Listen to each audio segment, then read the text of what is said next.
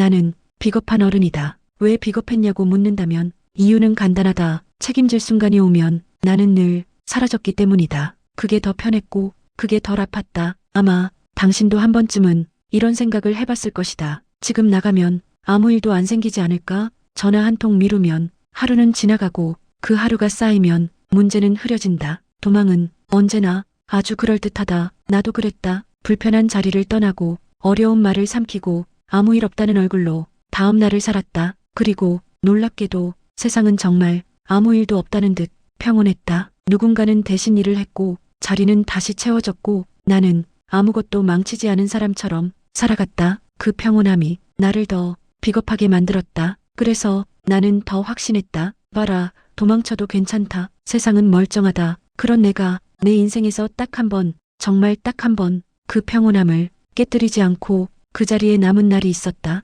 오늘은 그날 이야기를 하려고 한다. 아무 일도 안 일어났지만 내 안에서는 모든 게 바뀌기 시작했던 그 하루에 대해서 나는 내가 비겁하다고 생각해 본 적이 없다. 오히려 스스로를 꽤 현명한 사람이라고 생각했다. 문제가 생기면 끝까지 버티지 않았다. 갈등이 커지기 전에 관계를 정리했고 책임질 말이 나오기 전에 자리를 옮겼다. 나는 그걸 요령이라고 불렀다. 사람들은 나를 두고 이렇게 말했다. 저 사람은 성격이 좋아. 괜히 문제 안 만들잖아. 그 말들이 싫지 않았다. 아니, 솔직히 말하면 기분이 좋았다. 도망친 뒤에도 아무 일도 안 생겼기 때문이다. 누군가는 대신 일을 했고 빈자리는 금세 채워졌고 세상은 아무렇지 않게 굴러갔다. 나는 아무것도 망치지 않은 사람처럼 살아갔다. 그래서 죄책감은 생기지 않았다. 도망쳤다는 사실보다 도망쳐도 괜찮다는 증거가 매번 쌓여갔다. 나는 점점 확신하게 됐다. 봐라, 굳이 끝까지 가지 않아도 된다. 상처받기 전에 빠져나오는 게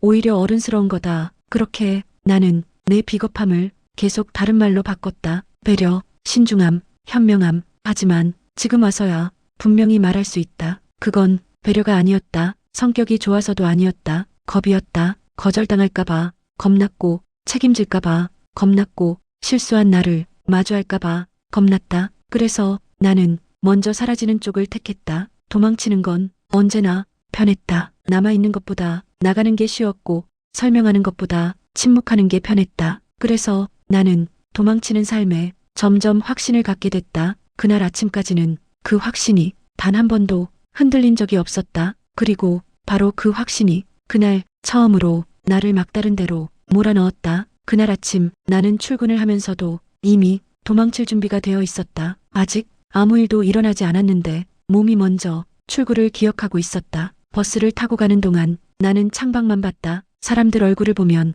괜히 마음이 흐트러질 것 같아서였다. 그 시절엔 여자가 일터에서 눈에 띄는 순간 좋은 일이 생기지 않았다. 실수하지 말 것, 말대답하지 말 것, 문제 만들지 말 것. 그게 여성 노동자에게 조용히 내려온 규칙 같은 것이었다. 그래서 문제가 생기면 해결보다 사라지는 게 먼저 떠올랐다. 공장에 도착했을 때 모든 건 평소와 같았다. 기계 소리, 정해진 자리, 익숙한 얼굴들. 그래서 더 불안했다. 나는 작업복을 갈아입고 의자에 앉았다. 그리고 본능처럼 문을 봤다. 누가 시킨 것도 아니고 의식적으로 본 것도 아니었다. 그냥 시선이 거기로 갔다. 그 문은 항상 거기 있었다. 잠겨있지도 않았고 감시도 없었다. 나가고 싶으면 언제든 나갈 수 있었다. 그 사실이 나를 불안하게 만들었다. 그때의 나는 도망을 비겁함이라고 생각하지 않았다. 도망은 여기서 살아남는 방법이었다. 여자는 실수하면 두 번 기회를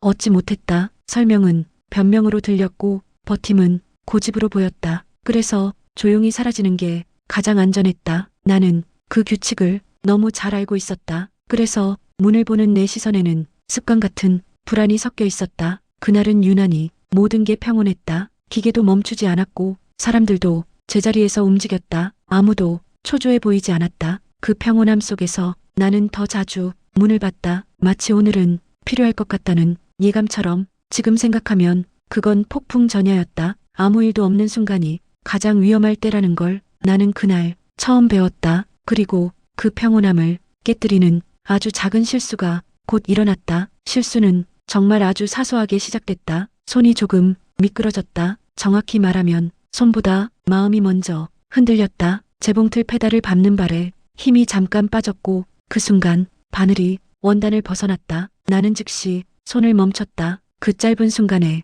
귀가 먼저 이상해졌다. 기계 소리는 그대로였는데 내 심장 소리가 그 위로 겹쳐 들렸다. 쿵, 쿵. 너무 커서 혹시 다른 사람들도 들을까봐 숨을 죽였다. 나는 틀어진 원단을 다시 봤다. 한 번, 두 번, 그리고 세 번째 보는 순간 알았다. 이건 다시 꿰매서 없던 일로 만들 수 있는 실수가 아니다. 몸이 갑자기 차가워졌다. 손끝이 서서히 감각을 잃었다. 그 감각은 익숙했다. 도망치기 직전의 몸이었다. 그때 문이 눈에 들어왔다. 아까부터 계속 보던 그 문, 생각은 너무 자연스럽게 이어졌다. 지금 나가면 아무도 모른다. 나 하나 없어도 일은 돌아간다. 그 생각이 이상하게 나를 편안하게 만들었다. 심장이 조금 느려졌고 숨도 잠시 고르기가 쉬워졌다. 그래, 늘 그래왔잖아. 이번도 별일 없을 거야. 그건 비겁한 생각이었지만 동시에 아주 합리적인 생각이었다. 세상은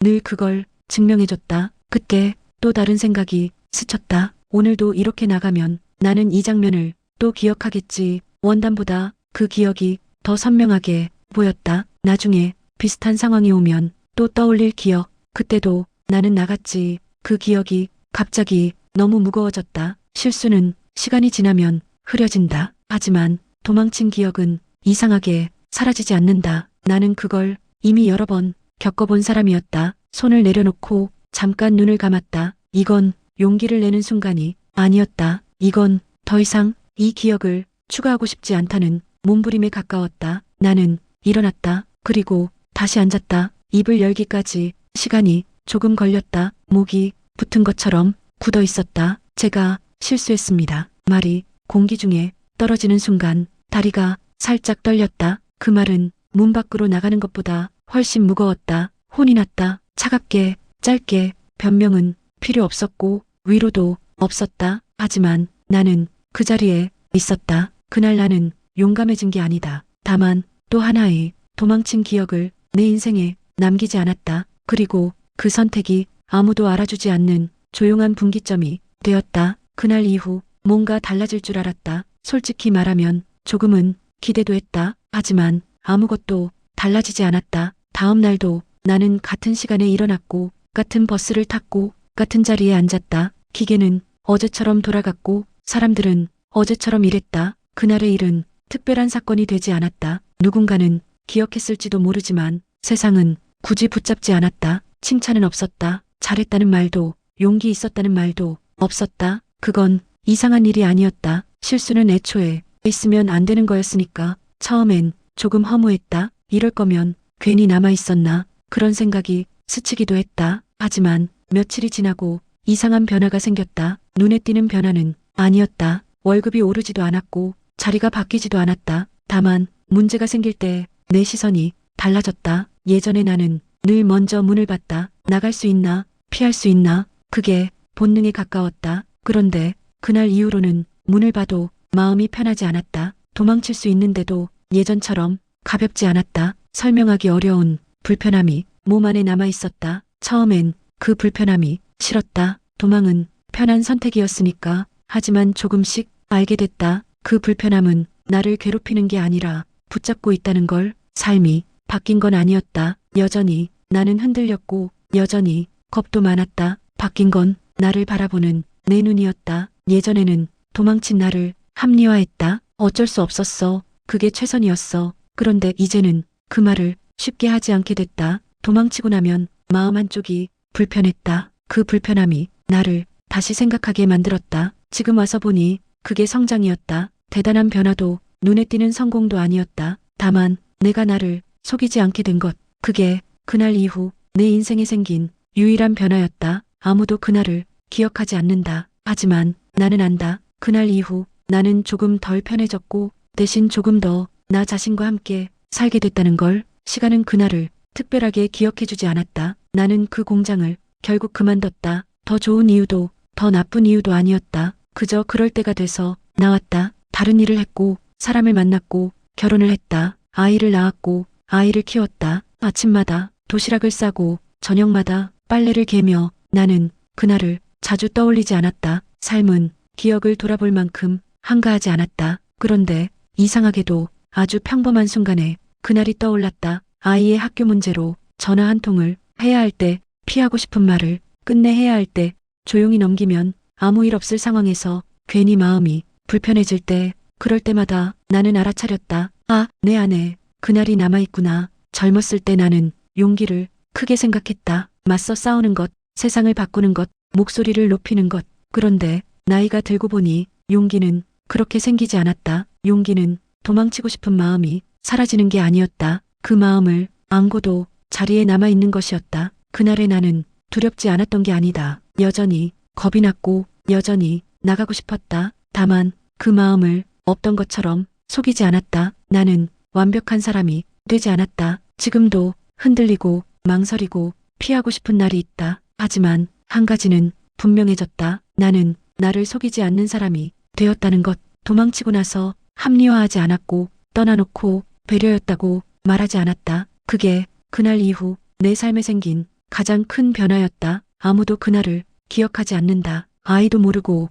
남편도 모른다. 하지만 나는 안다. 그날의 선택이 나를 영웅으로 만들지는 않았지만 적어도 내 편으로 만들어 주었다는 걸. 시간이 지나고 나서야 나는 그날의 나를 조금 좋아하게 됐다. 지금 이 이야기를 여기까지 듣고 있다면 당신은 아마 어딘가에서 도망치고 싶어 하고 있을지도 모른다. 일일 수도 있고 사람일 수도 있고 아니면 당신 자신일 수도 있다. 괜찮다. 정말로 괜찮다. 도망치고 싶은 마음은 나약해서 생기는 게 아니다. 그건 아주 설득력 있는 마음이고 때로는 달콤하기까지 한 유혹이다. 지금 나가면 당장은 편해진다. 아무 말도 하지 않아도 되고 설명하지 않아도 되고 아무도 다치지 않는 것처럼 보인다. 나도 그 마음을 너무 잘 안다. 도망은 언제나 가장 먼저 손을 내민다. 그리고 대부분의 경우 정말로 아무 일도 일어나지 않는다. 그래서 나는 당신에게 도망치지 말라고 말하지 않겠다. 그 말은 너무 쉽고 너무 무책임하다.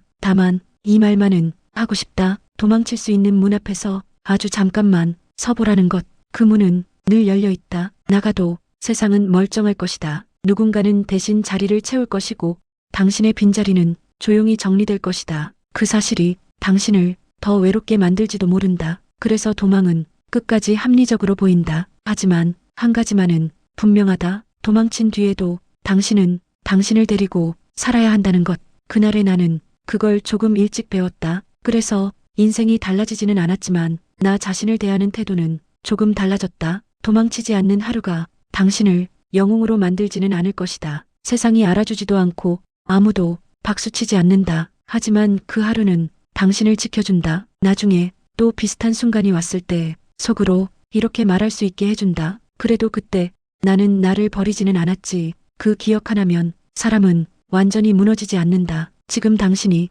자리를 지키든 나가든 그 선택은 누가 대신 살아주지 않는다. 다만 그 선택을 기억하는 사람은 항상 당신 자신이다. 만약 오늘이 당신 인생에서 유일하게 도망치지 않는 하루가 된다면 그것만으로도 충분하다. 나는 그 하루로 지금까지 살아왔다. 그날 나는 도망치지 않았다. 그리고 그 기억 하나로 지금도 나를 지키며 살고 있다. 당신의 오늘은 어떤 선택으로 끝날까?